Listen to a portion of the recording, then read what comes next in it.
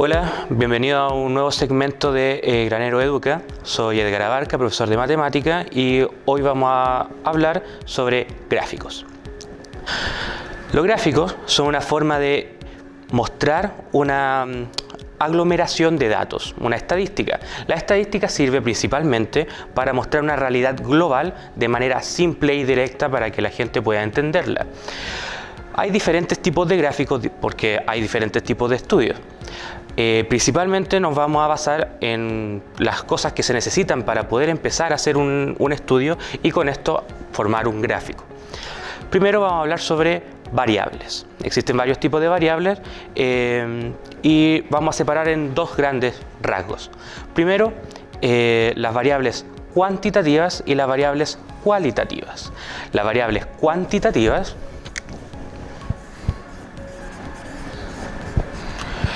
tienen que ver con la cantidad.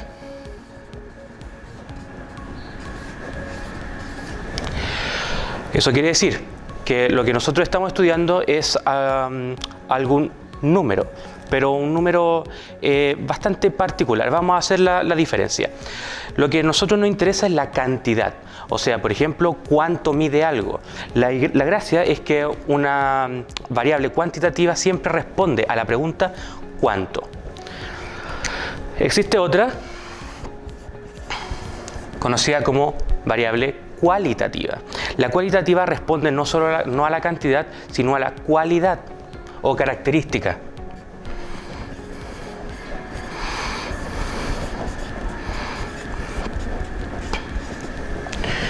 Perfecto. Esto responde más bien a la pregunta ¿cómo o qué? Por ejemplo, yo puedo hacer un estudio sobre cuál es el color favorito de la gente y no me pueden responder 8. Eso no es el color no es una cantidad y por lo tanto eso es importante, no se puede organizar de la misma manera que una cantidad. Un color sería una cualidad, una característica de algo, por lo tanto sería una variable cualitativa. También entran en esta categoría, por ejemplo, los gustos, no sé, las películas favoritas de alguien, cosas que no sean contables, ¿sí? Pero dentro de las mismas cualitativas existen dos tipos de variables cualitativas. Unas son las nominales y otras son las ordinales.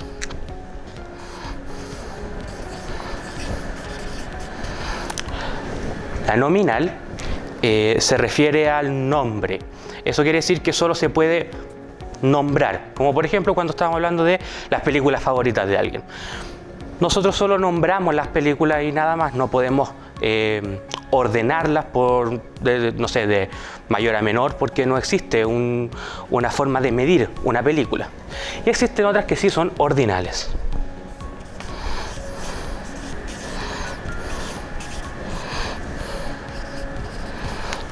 Una ordinal tiene que ver exactamente con que se puede ordenar. Existen varias formas de ordenar diferentes variables cualitativas, entre ellas, por ejemplo, no sé, el número de que llegaron a una carrera, por ejemplo, salieron primero, segundo, tercero. Eso es un número, pero no es una cantidad, ¿sí? Eso es importante. Uno nos pregunta ¿cuánto terminaste en la carrera? ¿Sí?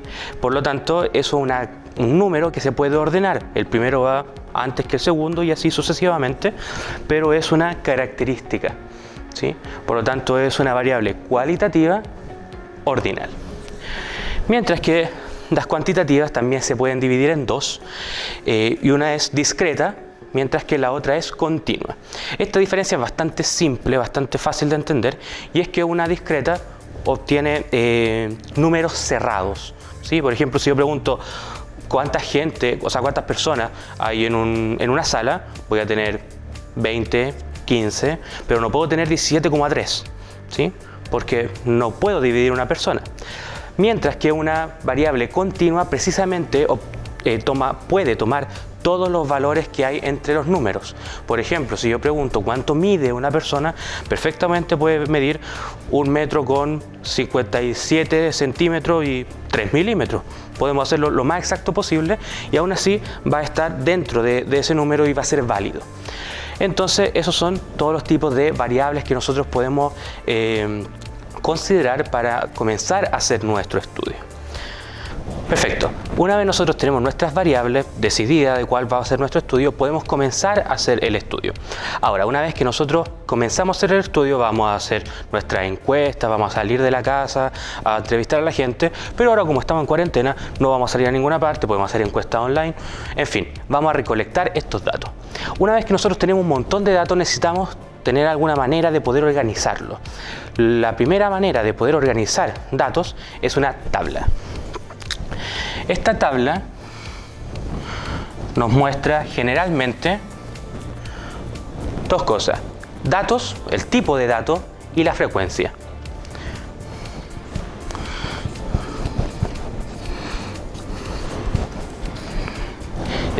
La frecuencia tiene que ver con la cantidad de veces que se repite el mismo dato, ¿sí?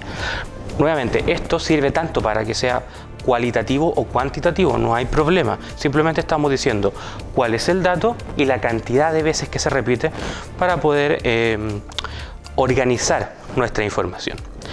Una vez organizada esta información es cuando nosotros recién podemos empezar a graficar. Este proceso de organizar la información desde los datos crudos hasta una tabla se conoce como tabular y es el primer proceso de organización de la estadística para poder publicar datos. La idea de la estadística, de publicar estos datos, de organizarlos, es que la gente cuando los lea tenga una mayor facilidad para entender a qué se refieren los datos, qué fue lo que mostró la investigación. Por lo tanto, esta tabla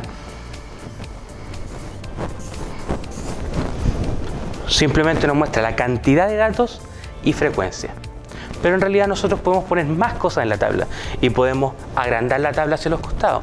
También depende de la cantidad de datos y de cómo nosotros ponemos los datos, el tipo de tabla que nosotros vamos a utilizar. Por ejemplo, si nosotros consideramos, no sé, un estudio de cuántas horas del día pasan jugando videojuegos, por ejemplo. Yo puedo hacer la tabla dependiendo de cuál es el enfoque de mi investigación. Por ejemplo, puedo enfocarlo a ver si es que este tiempo cambia según geografía. Entonces lo que yo hago es poner las regiones de Chile, por ejemplo. O si es que cambia según la edad. Entonces lo que yo hago es poner los años, la edad de cada persona. Pero si, por ejemplo, nos fijamos en las regiones de Chile, no tenemos tantas. Podemos hacer un gráfico largo y estamos bien. Pero si nos fijamos en la edad, vamos a tener un problema. Considerando que una persona puede tener 90 años y seguir jugando videojuegos, no vamos a poner más de 90 filas en una tabla. Es por eso que nosotros optimizamos y podemos cambiar la tabla para ajustarse a nuestras necesidades. Por ejemplo, en vez de poner un solo dato, nosotros ocupamos un rango de datos. Entonces, podría ser del 0 al 10, del 10 al 20, del 20 al 30 y así sucesivamente. Con este rango de datos, nuestra tabla se hace más fácil de ver, pero perdemos precisión. La idea siempre es buscar un equilibrio técnico entre el tamaño de nuestra tabla, la forma óptima de entregar la información sin perder la calidad de la información. Ok, ese fue el primer capítulo de la nueva sección de matemáticas de Granero Educa. Recuerden, soy Edgar Abarca, profesor de matemática, y nos veremos pronto.